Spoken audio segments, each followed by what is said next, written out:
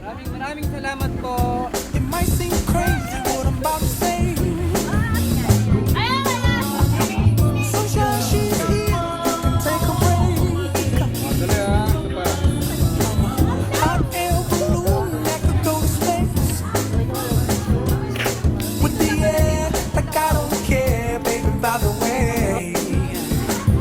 Because clap along if you feel like a room without a roof. Clap along if you feel like happiness is the truth. Because clap along if you know happiness is the youth. Clap along if you feel like that's what you want to do. Here come bad news. Birthday, Mar! Thank you. Happy birthday, Mar! Happy birthday! Salamat! Tuloy ganitong banding. Maraming salamat. Birthday greetings ka. Happy birthday! More success, health, good health.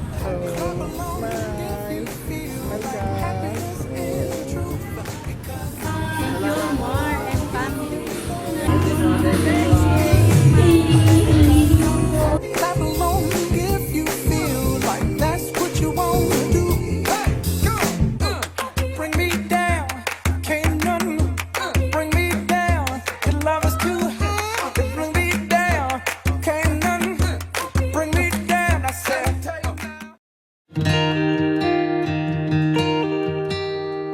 He can't pull a monster truck by using just his teeth. Emotions, that's normal. That means you are well connected as a family. You just have to keep lines of communication open so that you can patch up differences in any relationship, be it platonic, romantic, and even family.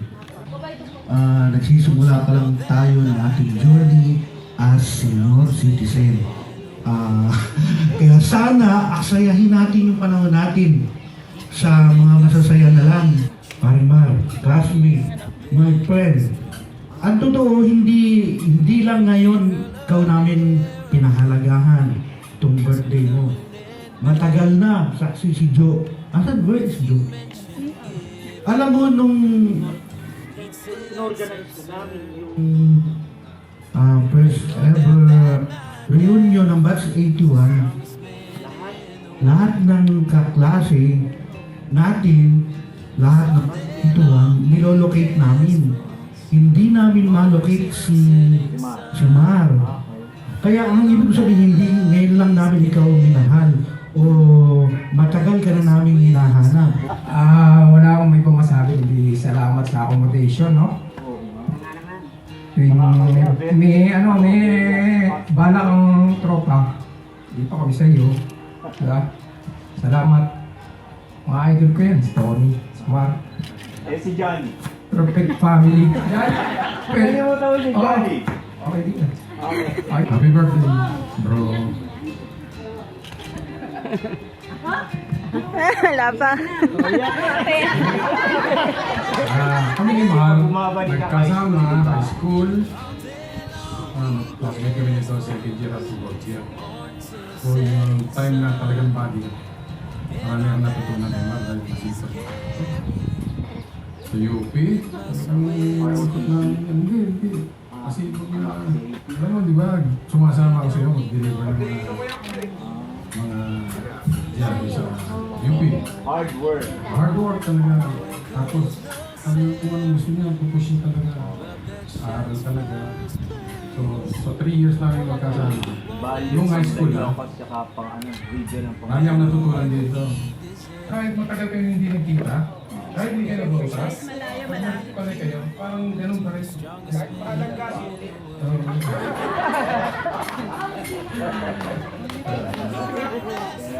Ganda ng mga feedback.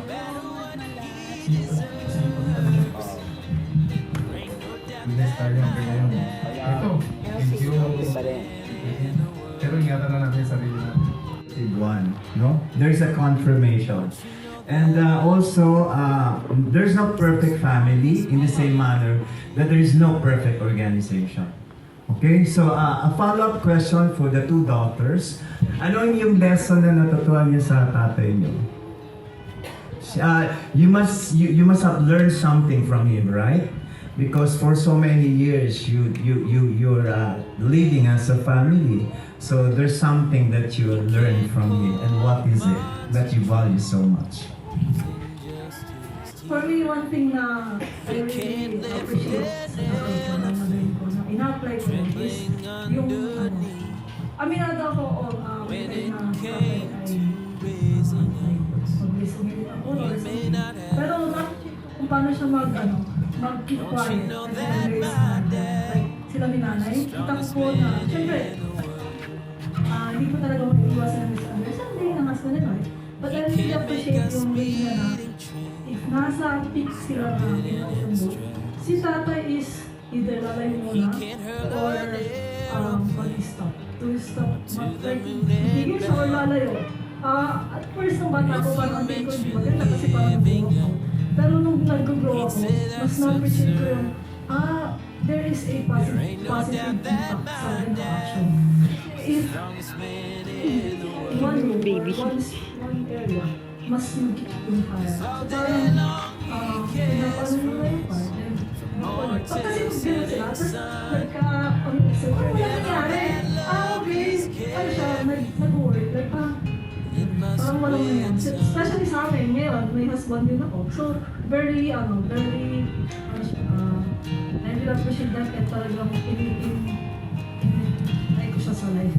Like, slow to speak, to listen, and learn to, like, pakalma muna. Yun lang po. To really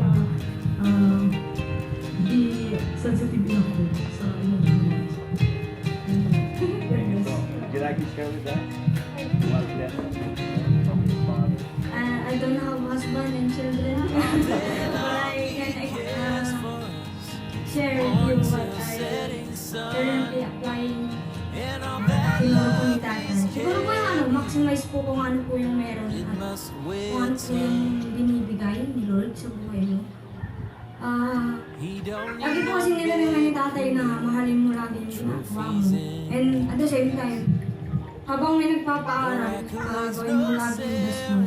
And si tatay kasi nag-start po siya grade 4? Grade 4 ka ba? Grade 3?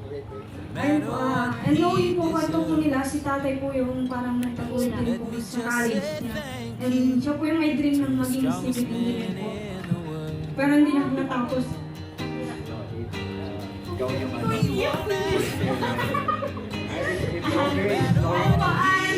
Doon po sinabi niya na doon ko po na-appreciate na kung may nag-provide po doon, mas pagtigihan. Kasi pag wala po yan, mahirap parang kumbaga, mas maging grateful po habang andyan po yung parents.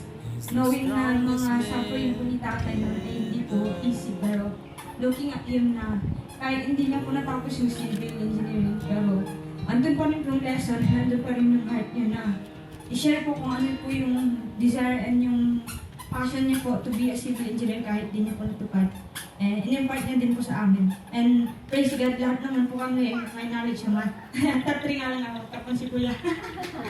Ayun po, ako lang. Simat ang nagaya nila sa mga makabait. Baka naman dito. Ano siya? Understanding. Ano si Mark? Sa pamilya. Supportive. With regard sa pamamalingki, walang problema. Siya lagi. Lalo nang ma-store po kami. Kaya, thankful ako kay Lord at narating niya ang kita dito. Happy birthday.